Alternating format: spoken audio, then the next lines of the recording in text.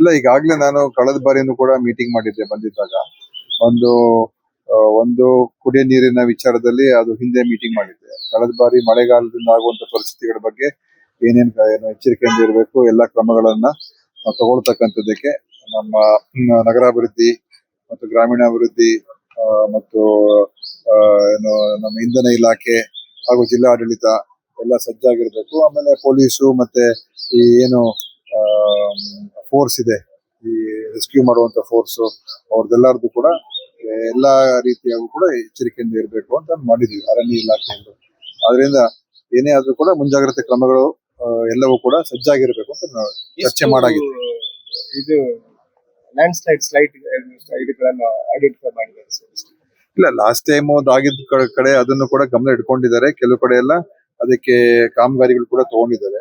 ಈ ಸಲ ಕೂಡ ಅದನ್ನ ತುಂಬಾ ರಿಸ್ಕಿ ಮತ್ತು ಹೈ ರಿಸ್ಕಿ ಏರಿಯಾಸ್ ಗಳನ್ನ ಐಡೆಂಟಿಫೈ ಮಾಡಿದ್ದಾರೆ. ಅದೇ ಜಿಲ್ಲಾಡಳಿತ ಐಡೆಂಟಿಫೈ ಮಾಡಿದ್ದಾರೆ.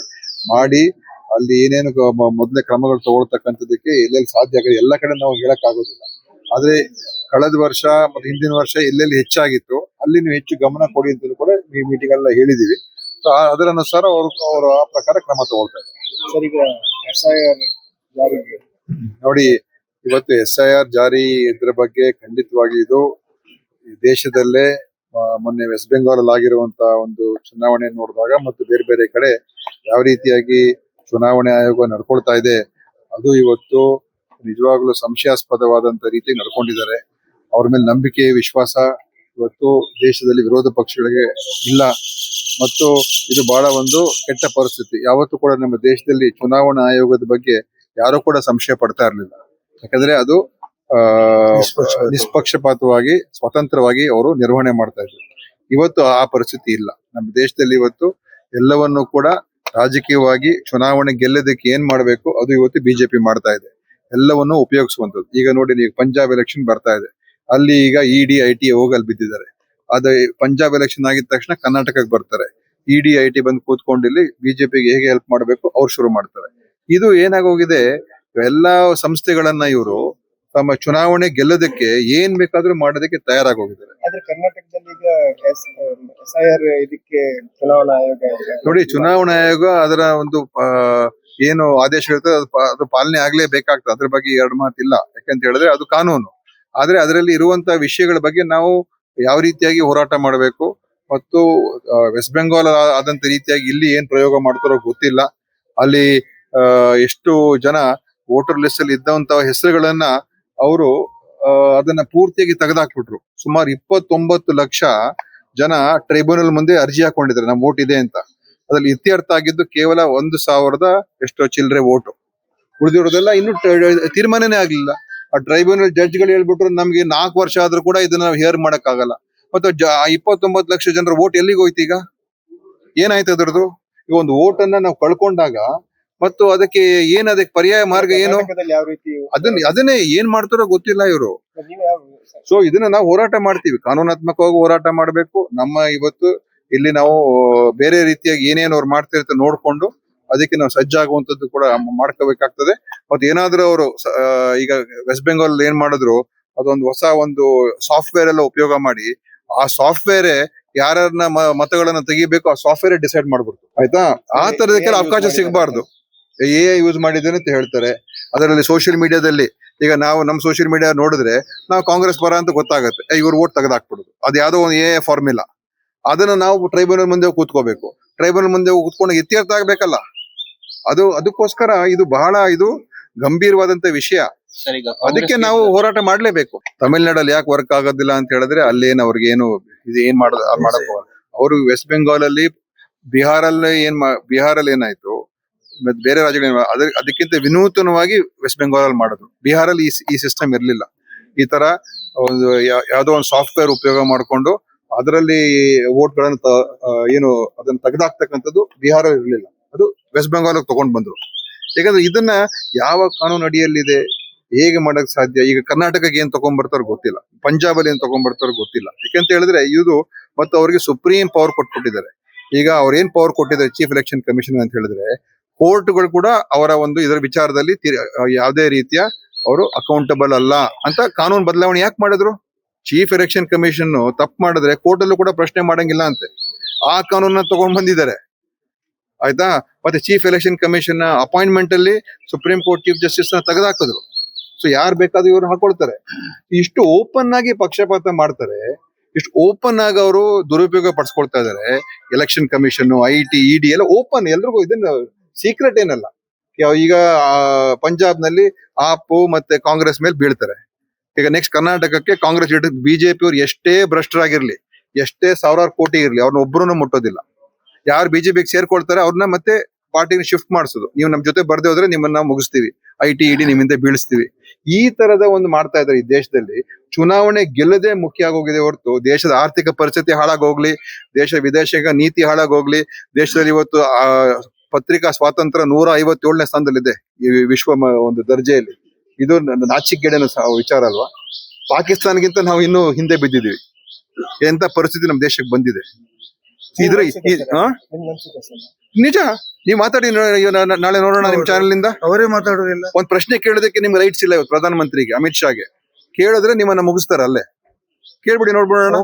ನಮಗ್ ಕೇಳ್ತೀರಾ? ರಾಹುಲ್ ಗಾಂಧಿನ ನೀವು ಮಾತಾಡ್ತೀರಾ. ಈಗ ಯಾವ್ದೋ ಒಂದು ಕಾಕ್ರೋಚ್ ಜನತಾ ಪಕ್ಷ ಮಾಡಿ ಅದನ್ನ ಬ್ಲಾಕ್ ಮಾಡಿತಾರ.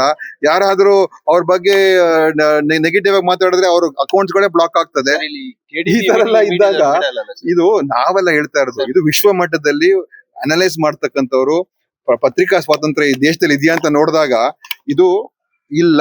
ನೋಡಿ, ನೀಟಲ್ಲಿ ಪದೇ ಪದೇ ಇದು ಸುಮಾರು ಈ ತರ ನ್ಯಾಷನಲ್ ಲೆವೆಲ್ ಎಕ್ಸಾಮ್ಸ್ ಗಳಲ್ಲಿ ಸುಮಾರು ಸಲ ಆಗೋಗಿದೆ ಇದು. ಮತ್ತು ಈ ದೇಶದ ಮಕ್ಕಳ ಭವಿಷ್ಯದಲ್ಲಿ ಚೆಲ್ಲಾಟ ಆಡ್ತಾ ಇದ್ದಾರೆ. ಯಾವ್ದೋ ಒಂದ್ ಕಡೆ ಆದ್ರೆ ಇಡೀ ದೇಶಕ್ಕೆ ತೊಂದರೆ ಆಗ್ತಾ ಇದೆ. ನಮ್ಮಲ್ಲಿ CET ಇದ್ದಾಗ ಈ ತರ ತೊಂದರೆಗಳಾಗಿರ್ಲಿಲ್ಲ. ಮತ್ ನಮ್ಮ ವ್ಯವಸ್ಥೆಗಳು ನಾವು ಮಾಡ್ಕೊಂಡು ಹೋಗ್ತೀವಿ. ನಮ್ಮ ರಾಜ್ಯದ ಮಕ್ಕಳನ್ನ ಹಿತರಕ್ಷಣೆ ಕಾಪಾಡುವಂತದ್ದು ನಮ್ಮ ರಾಜ್ಯಕ್ಕೆ ಎಲ್ಲಾ ಶಕ್ತಿ ಇದೆ. ಆಯ್ತಾ? ಸುಮ್ನೆ ಯಾರೋ ಒಬ್ರ ಮೇಲೆ ಡಿಪೆಂಡ್ ಆಗಿ ಅವ್ರು ನಡ್ಸಕ್ಕಾಗ್ದೇನೆ, ನಿರ್ವಹಣೆ ಮಾಡಕ್ಕಾಗ್ದೇನೆ ಇವತ್ತು ಎಷ್ಟು ಜನರ ಭವಿಷ್ಯಕ್ಕೆ ಇವತ್ತು ಸಮಸ್ಯೆ ಆಗಿದೆ. ಯಾಕೆ ಎಲ್ಲವೂ ಕೂಡ ಕೇಂದ್ರೀಕೃತ ಮಾಡ್ಬೇಕು? ಯಾಕೆ ಎಲ್ಲವೂ ಕೂಡ ದೆಹಲಿ ಕಡೆ ನೋಡ್ಬೇಕು? ಈಗ ನಮ್ಮ ಹತ್ರ ಏನ್ ನಾವೀಗ ಕರ್ನಾಟಕ ಪ್ರಗತಿಪರ, ಎಲ್ಲ ಆಧುನಿಕ ತಂತ್ರಜ್ಞಾನ ಇದೆ, ನಮ್ಗೆಲ್ಲ ಕೂಡ ಮಾಡುವಂತ ಸ್ವಾತಂತ್ರ್ಯ ಇದೆ. ಯಾರು ನೀಟ್ ಬೇಕಾದ್ರೆ ಹೋಗ್ಲಿ, ನಮ್ಗೆ ನಾವು ಮಾಡೋದಕ್ಕೆ ತಯಾರಾಗಿದ್ದೀವಿ. ಸೊ ಪ್ರತಿಯೊಂದು ಕೂಡ ನೀವು ಡೆಲ್ಲಿನೇ ಕಂಟ್ರೋಲ್ ಮಾಡ್ಬೇಕು. ಎಕ್ಸಾಮಿನೇಷನ್ ಡೆಲ್ಲಿ ಮಾಡ್ಬೇಕು, ಅಡ್ಮಿಷನ್ ಡೆಲ್ಲಿ ಮಾಡ್ಬೇಕು, ಪರ್ಮಿಷನ್ ಡೆಲ್ಲಿನೇ ಕೊಡ್ಬೇಕು. ಮತ್ತೆ ರಾಜ್ಯ ಇಟ್ಕೊಂಡು ನಾವ್ ಏನು ಇಲ್ಲಿ ಏನಕ್ಕೋಸ್ಕರ ಇದೀವಿ ನಾವು? ನನ್ನ ಪ್ರಕಾರ ಈ ತರ ಆಗಿರೋದ್ರೆ ನಮ್ಗೆ ವಿಶ್ವಾಸ ಹೋಗ್ತಾ ಇದೆ, ವಿಶ್ವಾಸ ಹೊರಟೋಗುತ್ತೆ ಇದೆಲ್ಲ. ಮತ್ತೆ ಇದು ಗೊತ್ತಾಗಿದೆ, ಗೊತ್ತಿಲ್ಲದೆ ಇರೋ ಒಂದು ಎಷ್ಟು ನಡೆದಿದೆ ಗೊತ್ತಿಲ್ಲ ನಮ್ಗೆ. ಇದು ಹೊರಗಡೆ ಬಂತು, ಹೊರಗಡೆ ಬರ್ದೇ ಇರುವಂತದ್ದು ಎಷ್ಟು ನಡೆದಿದ್ದು ನಮ್ಗೆ ಗೊತ್ತಿಲ್ಲ ಈ ವ್ಯವಸ್ಥೆಯಲ್ಲಿ. ಅದಕ್ಕೆ ನೀವು CET ರಾಜ್ಯಕ್ಕೇನೆ ಬಿಟ್ಬಿಡಿ. ನಾವು ರಾಜ್ಯದಲ್ಲಿ ಮಾಡ್ಕೊಂಡು ನಮ್ಮ ಮಕ್ಕಳಿಗೆ ಭವಿಷ್ಯಕ್ಕೆ ನಾವು ಬಿಜೆಪಿ ಅವರಿಗೆ ಬೇರೆ ಇನ್ನೇನು ಪಾಯಿಂಟ್ ಇಲ್ಲ. ಆಯ್ತಾ? ನೀಟ್ ಬಗ್ಗೆ ಮಾತಾಡ್ಲಿರಿ, ಇಲ್ಲೆಲ್ಲ ಮಾತಾಡ್ತಾರಲ್ಲ ಬಿಜೆಪಿ ಲೀಡರ್ಸ್. ನೀಟ್ ಬಗ್ಗೆ ಯಾಕೆ ಮಾತಾಡೋದಿಲ್ಲ? ಯಾಕದ್ರ ಬಗ್ಗೆ ಒಂದು ಚಕ್ಕಾರ ಎತ್ತೋದಿಲ್ಲ? ಅವ್ರಿಗೆ ಬರೀ ಇದು ಬೇಕು. ಯಾಕಂದ್ರೆ ದೇಶದಲ್ಲಿ 140 ಕೋಟಿಯಲ್ಲಿ 110 ಕೋಟಿ ಹಿಂದೂಗಳಿದ್ದಾರೆ. ಅವ್ರು ಬಿಜೆಪಿ ಪ್ರಕಾರ ಹಿಂದೂಗಳಿಗೆ ಇವತ್ತು ಭಯಭೀತರಾಗಿದ್ದಾರೆ. ಹಿಂದೂಗಳು ಇವತ್ತು ಅರಾಜಕತೆಯಲ್ಲಿದ್ದಾರೆ. ಭಯ ಸೃಷ್ಟಿ ಮಾಡ್ಬಿಡ್ತಾರೆ ಇವರೇನೆ. ಏನೂ ಇಲ್ಲ. ಆದ್ರೆ ಎಲ್ಲೋ ಒಂದ್ ಕಡೆ ಹಿಂದೂಗಳಿಗೆ ಅನಿಸ್ಬೇಕು, ಇಲ್ಲಿ ದೇಶದಲ್ಲಿ ನಮ್ಗೆ ನ್ಯಾಯ ಸಿಗ್ತಾ ಇಲ್ಲ, ದೇಶದಲ್ಲಿ ನಮ್ಗೆ ಅನ್ಯಾಯ ಆಗ್ತಾ ಇದೆ, ದೇಶದಲ್ಲಿ ನಮ್ಗೆ ಭದ್ರತೆ ಇಲ್ಲ ಅಂತ ಸೃಷ್ಟಿ ಮಾಡುವಂತದ್ರಲ್ಲಿ ಇವತ್ತು ಅದು ಒಂದೇ ಅವ್ರ ಅಜೆಂಡಾ. ಅವ್ರದ್ದು ಈ ಅಜೆಂಡಾ ಉಪಯೋಗಿಸ್ಕೊಂಡು ಇವತ್ತು ದೇಶವನ್ನ ಆಳೋದಕ್ಕೆ ಹೊರಟಿದ್ದಾರೆ. ಅದಕ್ಕೋಸ್ಕರ ಅದು ಅವ್ರ ಸ್ಟ್ರಾಟಜಿ, ಅದಷ್ಟೇ. ಸರ್, ಈಗ ಕಾಂಗ್ರೆಸ್ ಜನತಾ ಪಾರ್ಟಿ ಬಾರಿ ಸದ್ದು ಮಾಡ್ತೇವೆ. ಸೊ ರಾಜಕೀಯ ಪಕ್ಷಗಳ ಮೇಲೆ ಎಫೆಕ್ಟ್ ಆಗುತ್ತೆ ನೋಡಿ. ಅದು ದೇಶದಲ್ಲಿ ಇರುವಂತ ಒಂದು ಪರಿಸ್ಥಿತಿ. ಇವತ್ತು ಆರ್ಥಿಕ ಪರಿಸ್ಥಿತಿ ಕೆಟ್ಟೋಗಿದೆ. ಆಯ್ತಾ? ನಮ್ಮ ರುಪಿ ವ್ಯಾಲ್ಯೂ ಇವತ್ತು ಪ್ರಧಾನಿ ಮೋದಿ ಅವರು ಏನ್ ಭಾಷಣ ಬಿಗಿತಾ ಇದ್ರು ಮನಮೋಹನ್ ಸಿಂಗ್ ಇದ್ದಾಗ, ಇವತ್ತು ಪಾಕಿಸ್ತಾನ್ ಜೊತೆ ಕಂಪೇರ್ ಮಾಡೋದು ಕೂಡ ಪಾಕಿಸ್ತಾನ್ ಕರೆನ್ಸಿ ಜೊತೆ ನಾವು ಹಿಂದೆ ಬೀಳ್ತಾ ಇದೀವಿ. ಅಮೆರಿಕನ್ ಡಾಲರ್ ಬಿಟ್ಕೊಡಿ, ನೀವು ಪಾಕಿಸ್ತಾನ್ ಕರೆನ್ಸಿ ಮತ್ತು ಭಾರತ ಕರೆನ್ಸಿ ಅದರ ಒಂದು ವ್ಯಾಲ್ಯೂಯೇಷನ್ ನೋಡಿ. ಅವ್ರ ಜೊತೆನೂ ಕೂಡ ನಾವು ಮ್ಯಾಚ್ ಮಾಡಕ್ ಆಗ್ತಾ ಇಲ್ಲ. ಬಾಂಗ್ಲಾದೇಶ್ ಕರೆನ್ಸಿ ಜೊತೆ ನಾವು ಮ್ಯಾಚ್ ಮಾಡಕ್ ಆಗ್ತಾ ಇಲ್ಲ. ಅಮೆರಿಕನ್ ಡಾಲರ್ ಜೊತೆ ಅಂತೂ ಬಿದೋಗಿದೆ. ಆಯ್ತಾ? ಇನ್ನು ಎಷ್ಟಕ್ಕೆ ಹೋಗುತ್ತೋ ಗೊತ್ತಿಲ್ಲ. ಏನ್ ಮತ್ತೆ ಇವ್ರದ್ದು ವಿದೇಶಾಂಗ ನೀತಿ, ಏನ್ ಭದ್ರತೆ, ಏನ್ ಆರ್ಥಿಕ ಶಕ್ತಿ? ಇವತ್ತು ಯಾರಾದ್ರೂ ಕೂಡ ನಮ್ಮ ದೇಶದ ಬಗ್ಗೆ ಇವತ್ತು ಕೇಳ್ತಾ ಇದಾರ? ಎಲ್ಲ ಒಂದು ಇಡೀ ವಿಶ್ವ ಮಟ್ಟದಲ್ಲಿ ಇವತ್ತು ಭಾರತ ರಾಷ್ಟ್ರ ಇವರು ಸೂಪರ್ ಪವರ್. ಈಗ ಮೊದಲು 4ನೇ ಸ್ಥಾನಕ್ಕೆ ಹೋದು GDP ಅಂತ ಹೇಳ್ತಾರೆ, ಈಗ 6ನೇ ಸ್ಥಾನಕ್ಕೆ ಇಳಿದಿದೀವಿ. 4ನೇ ಸ್ಥಾನಕ್ಕೆ ಹೋಗಿದ್ದೀವಿ ವಿಶ್ವ ಮಟ್ಟದಲ್ಲಿ ಅಂತ ಹೇಳ್ಕೊಳ್ತಾ ಇದ್ರಲ್ಲ, ಈಗ 6ನೇ ಸ್ಥಾನಕ್ಕೆ ಕುಸಿದಿದೆ ಭಾರತ ರಾಷ್ಟ್ರ. ಸೊ ಎಲ್ಲಿದೆ ಇವ್ರದ್ದು ಅರಾಜಕತೆ? ಇವತ್ತು ಈ ಕಾಕ್ರೋಚ್ ಜನತಾ ಪಕ್ಷ ಬಂತಲ್ಲ, ಅದಕ್ಕೆ ಸಬ್ಸ್ಕ್ರಿಪ್ಷನ್ ಆಯ್ತಲ್ಲ, ಅದು ಬಿಜೆಪಿಯ ಪಕ್ಷದ ಸಬ್ಸ್ಕ್ರಿಪ್ಷನ್ ಜಾಸ್ತಿ ಆಗೋಯ್ತಂತ. ಆದ್ರೆ ನಿಮ್ಮ ವೇದಿಕೆಯಲ್ಲಿ, ಕಾಂಗ್ರೆಸ್ ವೇದಿಕೆಯಲ್ಲಿ ಕಾಕ್ರೋಚ್ ಟಿ-ಶರ್ಟ್ ಬಿಡುಗಡೆ ಮಾಡಿದ್ದಾರೆ. ಯಾರೋ ಮಾಡಿರ್ಬೋದು, ನನಗೆ ಗೊತ್ತಿಲ್ಲ. ಮುಖ್ಯಮಂತ್ರಿ ನಾನು ನೋಡ್ಲಿಲ್ಲ ಅದು. ನಾನು ನಿನ್ನೆ ಬ್ಯುಸಿ ಆಗಿದೆ, ನಾನು ನೋಡ್ಲಿಲ್ಲ. ಬಟ್ ಅಂದ್ರೆ ಇದು ಆತರ ಇದೆ ಅಷ್ಟೇ. ಓಕೆ, ಸರ್, ಈಗ Thank ಈ you. ಧರ್ಮಸ್ಥಳ ಕೇಸಲ್ಲಿ ಮಹಾಜರು ಕಾರ್ಯ ಮಾಡಿದ್ದಾರೆ, ಜನರಿಗೆ ಮತ್ತೆ ಗೊಂದಲ ಇದೆ, ಏನಾಗ್ತದೆ ಇದು ಆದೇಶಗಳ ಕೋರ್ಟಿನ ಆದೇಶಗಳು, ನ್ಯಾಯಾಲಯದ ಆದೇಶಗಳ ಪ್ರಕಾರ ನಡೀತಾರೆ.